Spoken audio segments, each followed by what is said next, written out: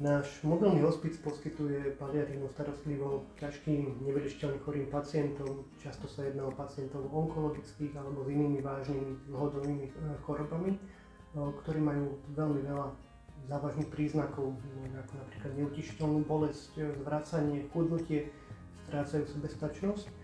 Avšak okrem ťažkostí telesných naši pacienti majú aj iné problémy, napríklad psychické a sociálne.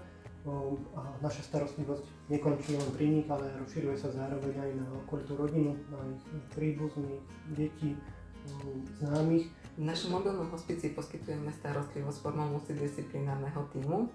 Náš tím tvoria 2 lekári, potom náš tím tvoria 3 sestry, ktoré poskytujú prevažne ošetrovateľskú starostlivosť.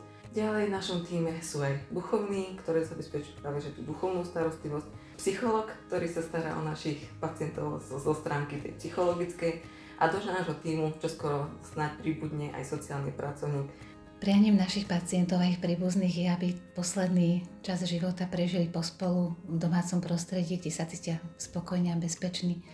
A našou takou túžbou je splniť im toto prianie, aby človek na konci života žil život človeka.